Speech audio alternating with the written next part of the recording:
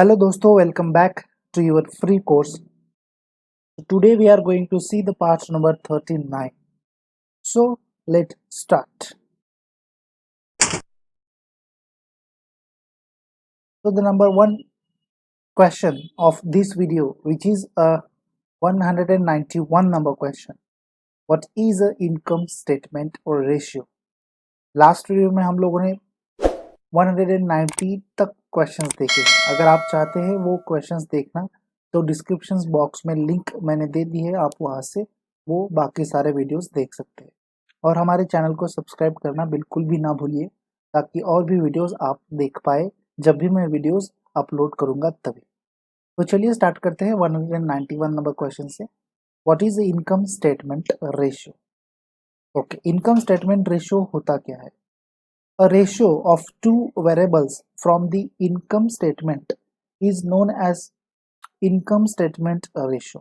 For example, a ratio of gross profit to sales, known as a gross profit ratio, is calculated using both figures from the income statement. Exactly. This is the income statement ratio.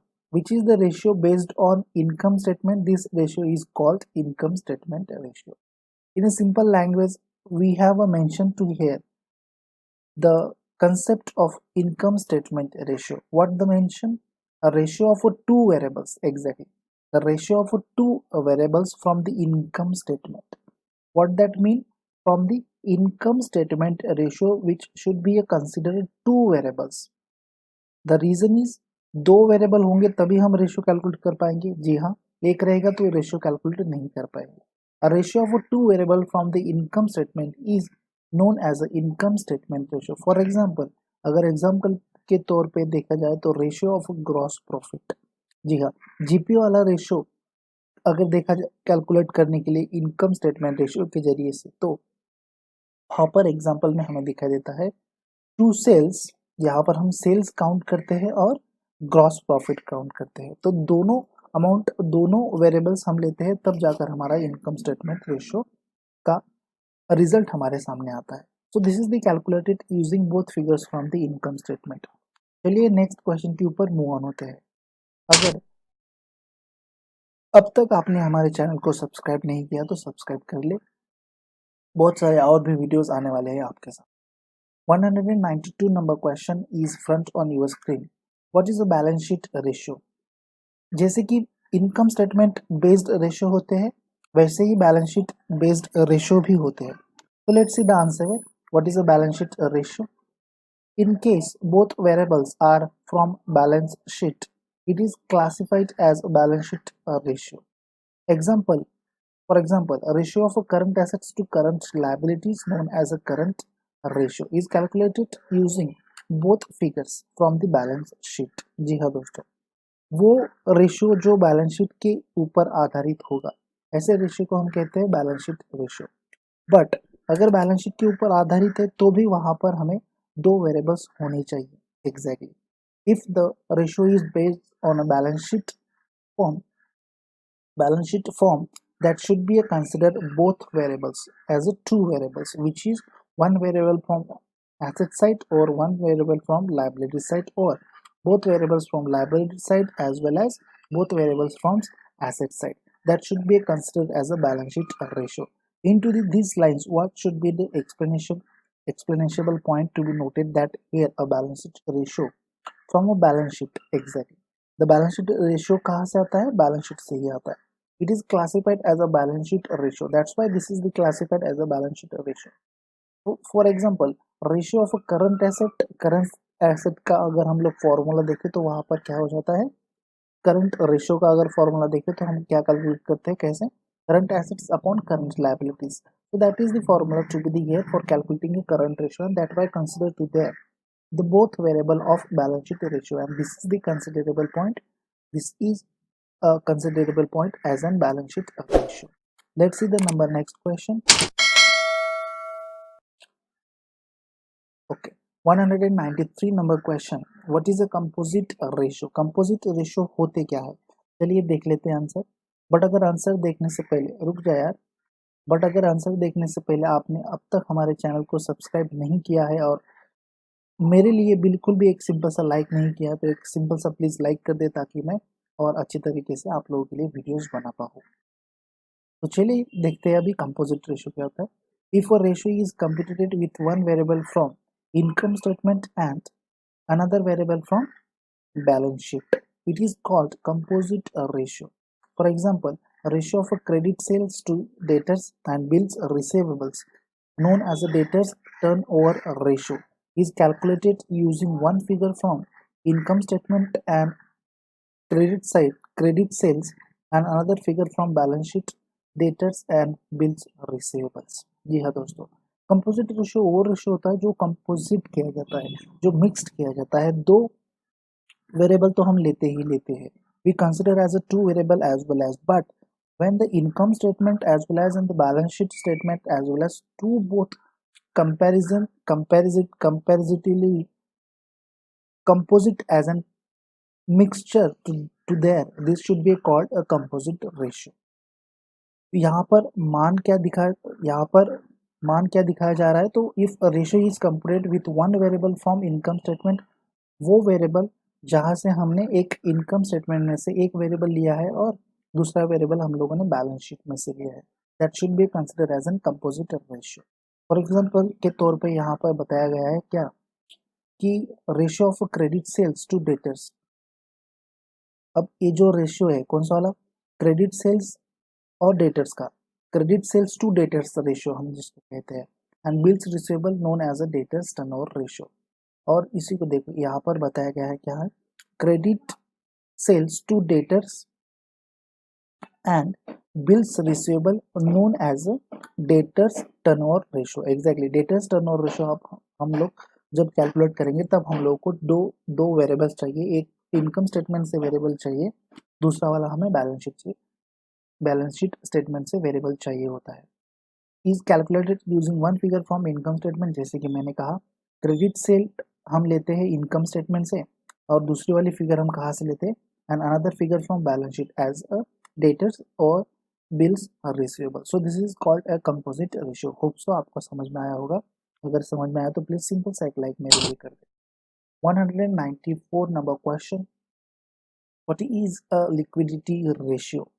Liquidity ratio होते क्या है चलिए देख लेते हैं। जिसकी liquidity होती है वही रेशियो लिक्विडिटी रेशियो हम लोग हमेशा से कहते हैं।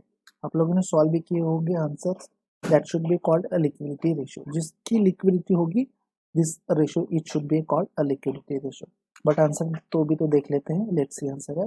A liquidity ratio is in short term nature ratio which measures firms liquidity. Liquidity is the ability of the business to pay the amount due to stakeholders as and when it is due is known as liquidity। Exactly, जो चीज़ हमसे जाने वाली होती है वो चीज़ को हम liquidity कह सकते हैं, या फिर जिसकी लिक्विड वैल्यू होती है that should be called as an liquidity value.